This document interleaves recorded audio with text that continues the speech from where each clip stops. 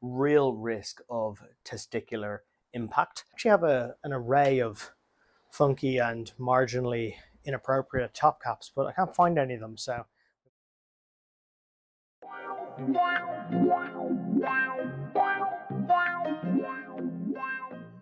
the big day is finally here. We are going to rebuild the DMR Sidekick. The clear coat is completely dry and she is ready to go. I'd encourage you to go back and watch some of the previous episodes so you can see how we got to this point. I'll link them here. But go back, watch those. But if you don't have time for that, I'm going to give you a brief recap as to how we got to this point right now. So come with me. So you can see on the DMR Sidekick, it has this kind of peculiar marbled kaleidoscopic kind of effect. Now that was achieved by using these. So this is alcohol ink, aka epoxy resin colorant. So we strip the frame down, we put on primer, and then we hit it with all these different colors of inks. They have little droppers on each of the bottles. So what we did was we dropped ink all along the frame, and then normally people would push it around either with a paintbrush or they would use an air compressor, but I don't have an air compressor, and oddly enough I even don't have a paintbrush. So what I used was this instead, and see if it could do the job. This is my Cycplus A2 Pro electric mini pump. It's rechargeable via USB-C. You can see there. Comes with a number of different attachments, including this short hose and a needle attachment for pumping up footballs and the like. It inflates to around 110, 120 psi, and it can normally do about 3 full inflations on a single charge. So my plan was that I would use this with the needle attachment to blow the ink around, to mix it, and to create different designs and different flow patterns to achieve the effect that you see here. And I have to say, it worked an absolute treat. So once the ink had dried, which did take some time because ink is not paint, it takes longer to dry than paint, I lay down fresh graphics that I got in from Indie in the UK, and then I hit it with 3 coats of acrylic clear coat, and it has now dried, and so it is ready for reassembly. Okay, so we have a frame that is now unmasked, and the first job I'm going to do is I'm going to pop in the headset. Now, it's obviously extremely important to have extremely funky parts to match with the funky paint job, so no expense was spared when visiting AliExpress to pick up a purple anodized headset. So let me get it out of the packaging and we can see it in its full effect. So here it is, anodized purple, sealed cartridge bearings. I think it'll go quite well in that frame, and it replaces the FSA pig that was in it originally, which is quite heavily corroded. So first job with any headset install is obviously have the surface clean, but then have the surface with a decent amount of grease. So then we grab our bearing press, headset press, whatever you want to call it, another AliExpress special. So when fitting a new headset, I always prefer to start with the top. So you take out all of the component parts of the headset. So bearings out, everything. You just have the cup itself, set it down on top of the head tube.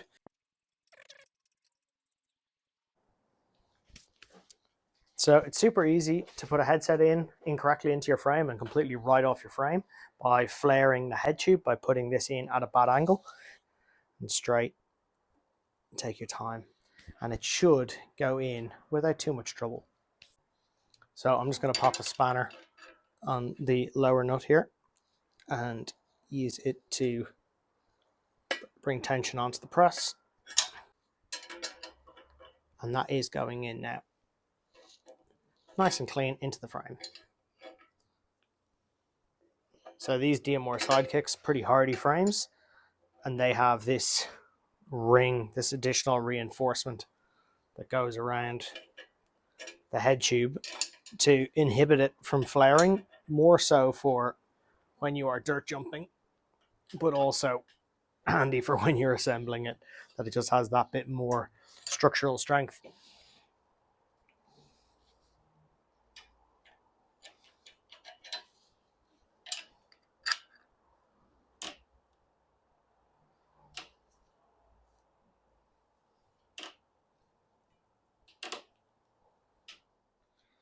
So the headset's in, we've got the upper cup and the lower cup all fitted. So the next job then is to chuck in a pair of forks. Now what forks, I hear you ask? Well, these forks may or may not have just received a last minute coat of clear coat and are drying in the garden. So let's go fetch them and we'll chuck them into the frame. So the forks in question are the forks that came on the bike when I bought it from the previous owner. They are RockShox Pike 426s. They weigh a metric ton because they've got coil springs in them and they're old, but they were also covered in a thick coat of gaudy paint. In this instance, it was white, but I scratched away to discover that it had these silver or kind of satin chrome Pike logos lurking underneath. So I hit it with this kind of splatter paint job, which I never put on YouTube. It was before the YouTube days, but these have been doing the rounds for a little bit. I've just hit them with some clear coat so they're nice and protected, and we will go and get them fitted into the frame. These brainwaves obviously occurred at different times, so the decor, the aesthetic, is not going to be matching, but they are certainly both unique anyway. So let's press on. Let's get a headset race onto the crown and we can get cracking. Now, I've said it before, but I'll say it again. There is a special place in heaven reserved for whoever came up with the split crown race rather than the fixed race, so it just pops on like that. But most importantly, it comes off easily. So headset is largely assembled. Let's talk stems. So the original plan, stem-wise, was actually to use the stem that is currently residing on said Yeti. Said Yeti is also filthy dirty, but you can see it is this quite cool cosmic sort of thing. Again, AliExpress. But it's very much on a Yeti, so we're not going to use that. We're actually going to use something that came on the other DMR Sidekick, which is this, which is very BMXy, but it's also very DMR-y. So it's certainly on brand. That's going to go on in the interim anyway, and we can go from there. It's quite cool, but it's definitely on the less funky side of things, in my humble opinion. And we pop with forks. Compression ring tries to make a break for it. Push it back on. Put on upper part of the headset assembly. Try not to drop the forks. There we go. It's all on, quite snug. And then we pop on the stem. Okay, so we don't need too many headset spacers. Now, this stem is peculiar in that it doesn't actually have any clamp bolts. As you can see, it actually has this, which is like an expander, almost like a quill. So that needs to be put into place correctly. So back off comes the stem. That slots in. Never used one of these before. A lot of guesswork going on here. And rotate it so that it allows. There we go. So we got this bastard love child of headset spacers that are of varying diameters, but they fit. So throw on this top cap, which also slightly mismatches, and slam this together. I actually have an array of funky and marginally inappropriate top caps, but I can't find any of them, so we may need to rectify that in the very near future. So if I take you over here to lesser seen shit show corner, I was going to throw on either these kind of blue anodized wake bars. I would imagine they're not particularly strong. So there's a collection of bars in here, but the black Sidekick actually came with these DMR wing bars. Now, some Philistine had chopped these down horrendously, but they are that smaller diameter, so they definitely fit this stem. So let's run with an all DMR front end. So I'm going to slide these through. Already scratched to hell, so, you know, don't at me. I don't see these being the long-term choice, but they'll certainly do the job for the interim. Quick little update. We've got headset in. We've got forks fitted. We've got matching DMR headstock stem and DMR wing bars, and then we've got extremely mismatching headset spacers and top cap, but that's all temporary. That can all be fixed. This is for the purpose of assembly, so we will jump into the next part now, which I think we're going to do. Drivetrain. We've got the race face bottom bracket that I removed from the frame a few months back, and we're going to slot this back in. So first going to put some grease on the threads and then get cracking. So unlike a Shimano bottom bracket, it's actually the threaded insert little shell, this piece, that goes on the drive side, and the main unit of the bottom bracket goes in from the non-drive side. So took a little bit of time for the brain to recall that from the deep annals of history, but we're back. And so it wouldn't be a Facebook marketplace purchase that you messaged from an airport departures lounge after an 8-day holiday and then picked it up on the way back from the airport if it didn't have some mysteries when it got home. And one of the many with this bike is this. On the drive side, the previous owner had this FSA VX Extreme crank with a DMR V8 pedal and a black spire ring. All pretty standard, all decent, no problems there. But then when I got home, I realized that on the off side, non-drive side, he had this, a Raceface Evolve DH crank arm with a DMR V8 pedal. So no idea as to why we have to mix and match cranks, and I would much rather have the Raceface, but more importantly, I would just really like to know where is the other half of both of those sets, and then we could actually have two sets of cranks. But anyway, such is life. Another mystery, but it's just one of these little niggling things because I'm not about to go out and hunt down a drive side Evolve DH arm on eBay for God knows how much money and shipping from probably the US or Canada. So we will have to make do.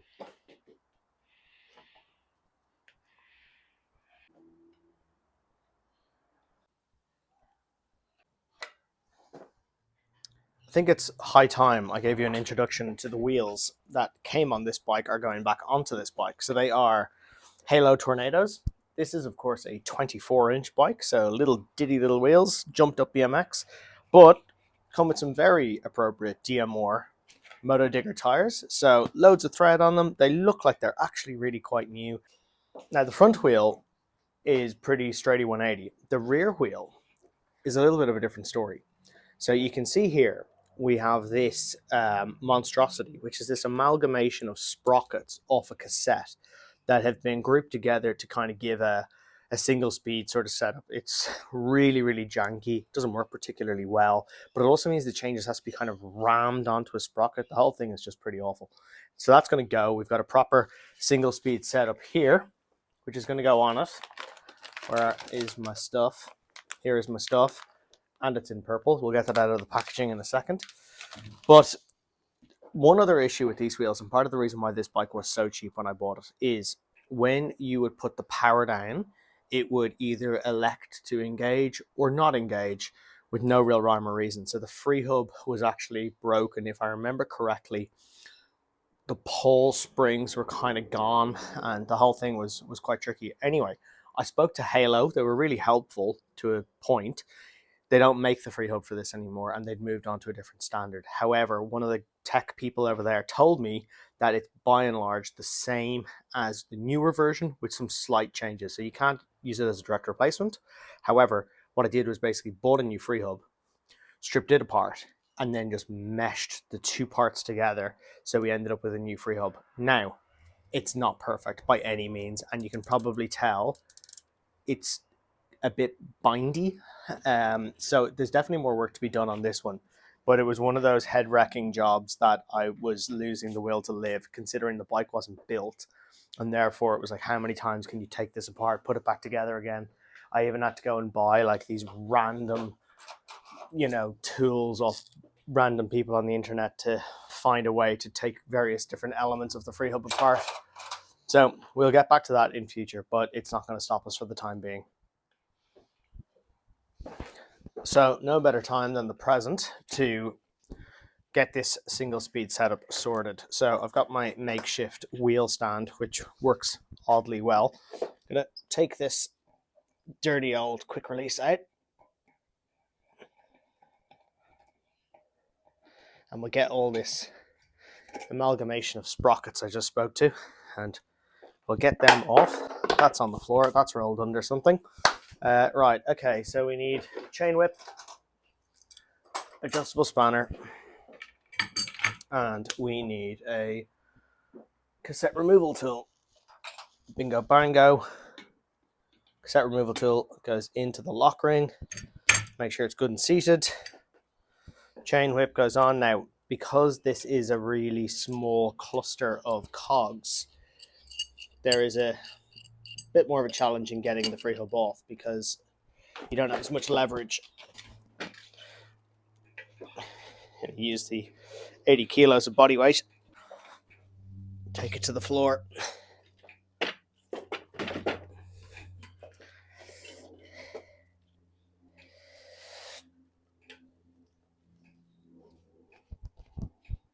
There we go. All right, back to the wheel stand. And now lock ring comes out.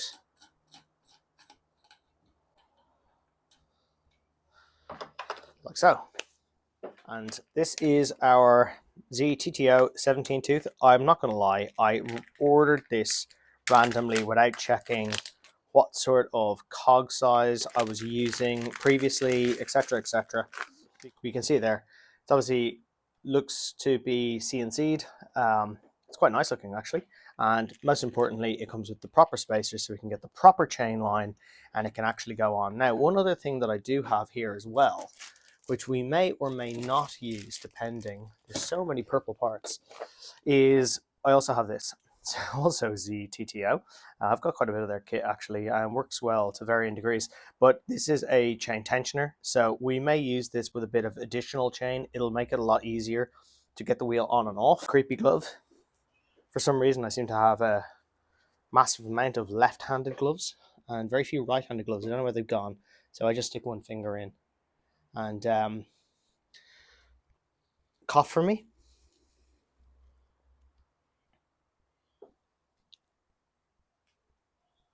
Bad medical joke, also not appropriate for prostate exam, but however.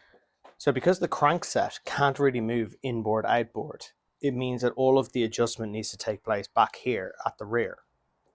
So as you can see on the rear, you've actually got quite a bit of adjustment in terms of inboard outboard. So what you do is you lay a chain down going from the cog to the chain ring, and then you can eyeball what is the correct and straight chain line.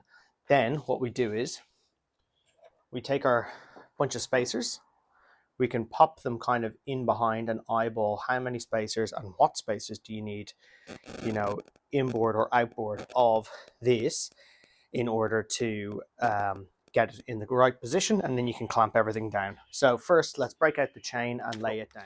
So a big hefty single speed track BMX chain here. We can lay it down like so, and then we can basically start to eyeball it. So you're just going to get an even length of chain on the chain ring versus the cassette, and that'll mean that the chain stops trying to escape. So what I've done is just put a rag in here between the rear brace of the frame and the tire. It just stops it from rotating and therefore stop the chain from moving.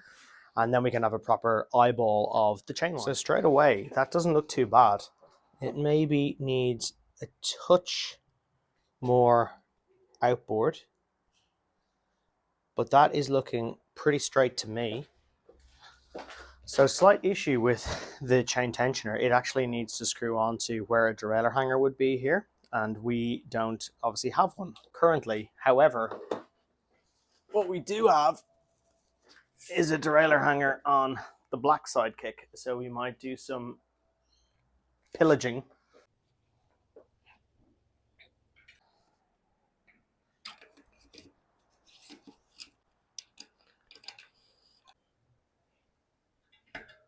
Wheel gets popped back in. Just going to loosen off the quick release a little more because now we obviously have additional bulk here by virtue of this mech hanger, which does have a suspicious marking on it, like it might be cracked. No. Anyway.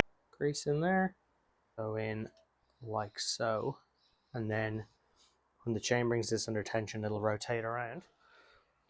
So bring the chain up, pass the chain device, pass the chain breaker onto it, and get the pin all lined up.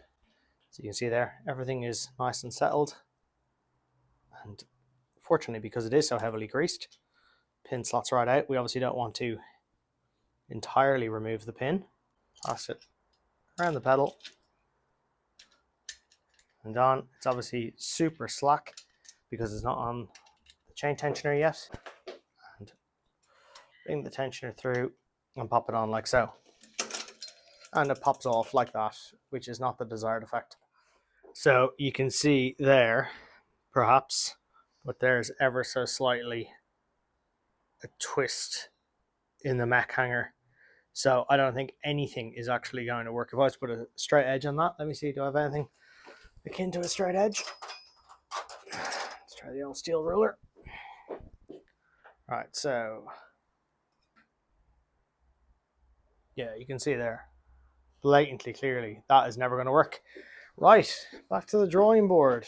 So before entirely giving up the plan to use a chain tensioner, you can see it's back on, and the reason being is I grabbed my knockoff Nipex style pliers and decided to twist it and try and bend the mech hanger back into shape, and wouldn't you know it, it's working. Now, I don't think it's going to work for very long. There's every chance it just completely explodes, but can actually pedal, and it's not dropping the chain. So I'm going to proceed with that for the time being. So that has justified itself and can go back on the wall. Well done. So after that unexpected delay to proceedings, the next port of call is the rear brake, because this obviously only runs a rear. We have this, which came with it, which is a very lovely SLX with a far too long a hose.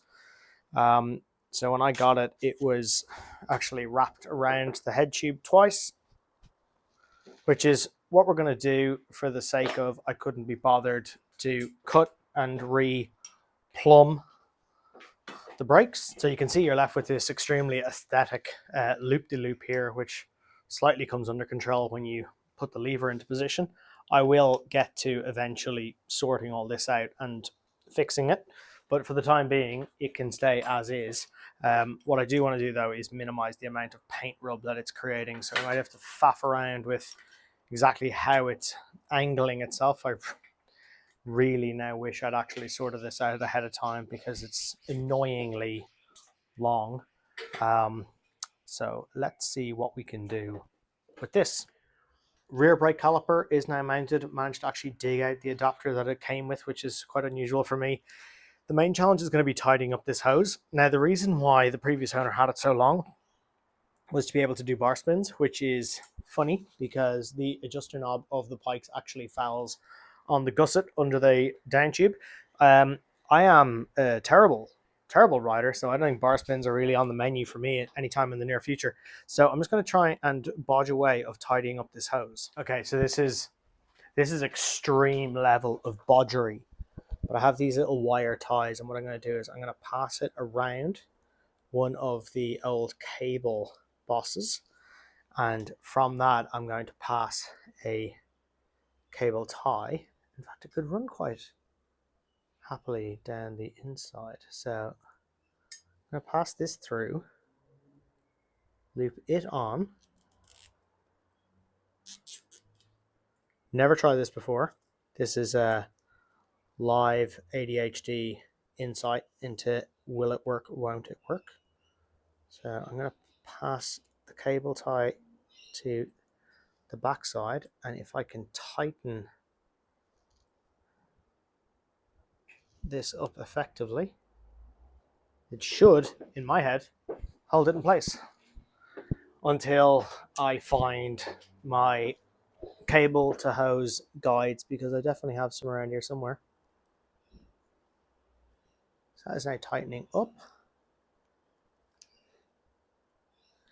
and then we can tighten this in.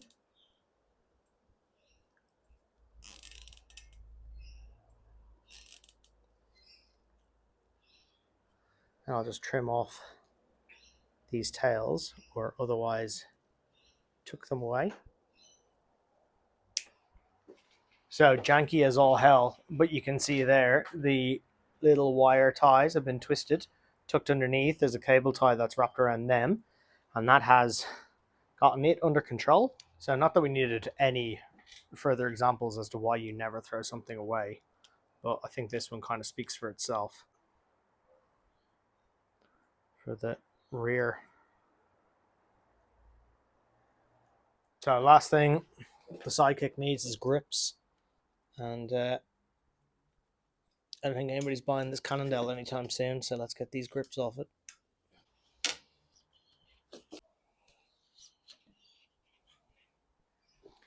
So get these grips on, and then we can actually get out for a little test ride. The weather appears to be changing, but it has not changed yet, so we can make hay while the sun doesn't quite shine, but it hasn't quite started raining.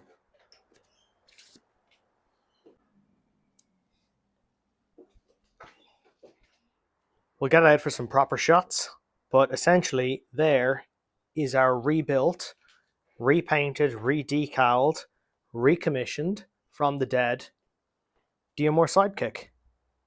So utilizing almost entirely the original parts that came on it. So that is the frame, the seat post, the saddle, the forks, the wheels, the tires, the cranks, the chain ring, the rear brake. And the only things that we put in new into this, and it was somewhat unnecessary, but the headset is new. The bars and stem came from that DMR Sidekick. The grips obviously have just been stolen off Cannondale. The brake is original. So very, very little money in. And it may not be everybody's cup of tea. I'm sure it's not. But I like it. And I think it'll look pretty unique, if nothing else. And it's been built in time to take it away next weekend. So I hope you've enjoyed this series. We'll see how it gets out and rides. But for now, if you've enjoyed this, like, comment, subscribe. Let me know what you would have done differently. Let me know what you like, don't like. As we say, it is a essentially extremely budget, but if anything, it's basically a parts bin rebuild with a new paint job. So let me know your thoughts. Get in the comments, subscribe, whatever else, and see you next time. Peace.